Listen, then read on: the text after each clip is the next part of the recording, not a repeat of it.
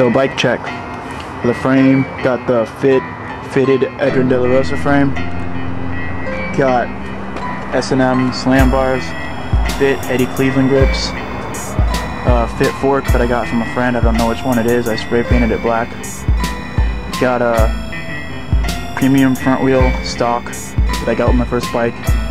Got Odyssey plastic twisted pedals, some profile cranks, with the animal sticker on it. United Sprocket 25 tooth, Shadow half-link chain, Animal ASM rear tire, and a McNeil rear wheel complete. 9-tooth driver.